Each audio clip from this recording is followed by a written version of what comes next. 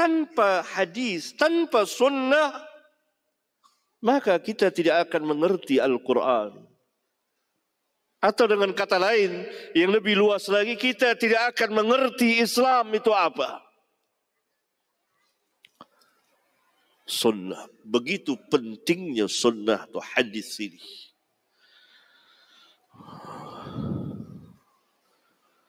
Dan hadis Nabi, sebagaimana akan datang hadisnya, ditulis pada masa Nabi SAW. Diperintah oleh beliau untuk menulis hadis. Uktub. Dalam hadis yang lain, uktubu. Tulislah oleh kalian. Berarti penulisan hadis telah ada pada zaman Nabi SAW atas perintah beliau, atas takrir persetujuan beliau. Adapun dikumpulkannya hadis menjadi sebuah kitab terjadi pada zaman Khalifah yang mulia Umar bin Abdul Aziz rahmatullahi alaih. Adapun penulisan hadis terjadi pada zaman Nabi SAW. Sebagian sahabat menulis dan menulis di hadapan Nabi SAW.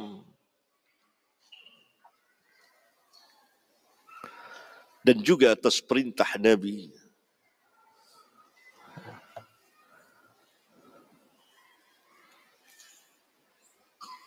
Ketika Nabi SAW berkhutbah pada Fathu Makkah,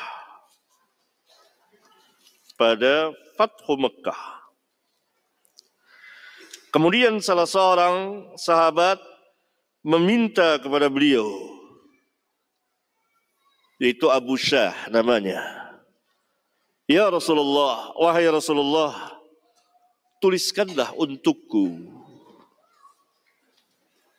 Maka Nabi SAW memerintahkan kepada para sahabat atau sebagian dari mereka dengan sabda beliau, uktubu li Abi Syah. Tulislah, yakni apa yang aku khutbahkan tadi untuk Abu Syah. Itulah penulisan hadis. Dilakukan oleh sebagian sahabat dan atas perintah beliau dan kemudian takrir beliau. Jadi tidak benar, bahkan sesuatu yang batil,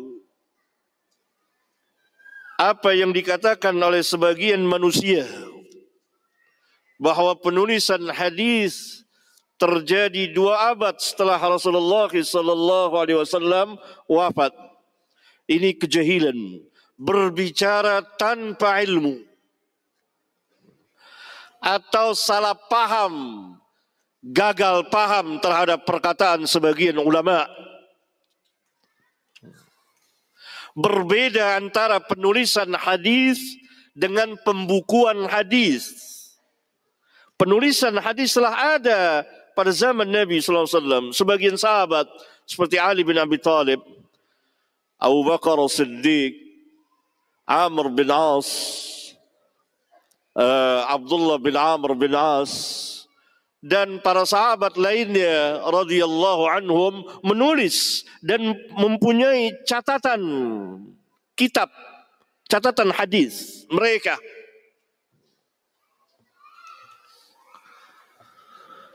Sebagian lagi sahabat menghafal, karena menghafal itu telah menjadi kebiasaan di kalangan bangsa Arab.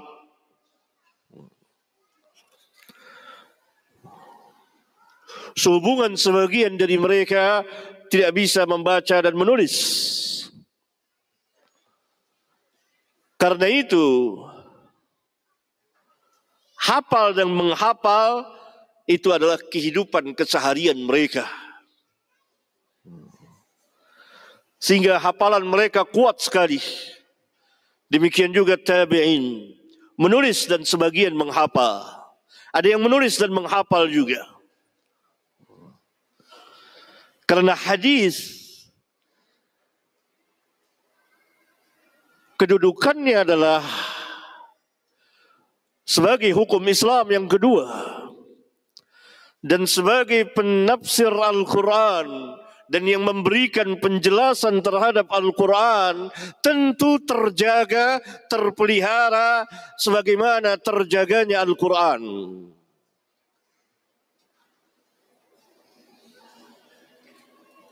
Sebagaimana Allah Subhanahu wa taala berfirman, "Inna nahnu nazzalna dzikra wa inna lahu lahafizun." Sesungguhnya kami yang menurunkan Al-Quran dan kami juga yang menjaganya. Tentu penafsir Al-Quran masuk ke dalam ayat yang mulia ini. Oleh karena itu para ulama membagi wahyu menjadi dua. Wahyu Al-Quran, lafaz dan maknanya mukjizat. Membacanya per huruf diberi pahala. Yang kedua wahyu as-sunnah. Wa ma yantiqu 'anil hawa in huwa illa wahyu yuha. Dan dia yakni Muhammad tidak berbicara dengan hawa nafsunya melainkan wahyu yang diwahyukan kepadanya.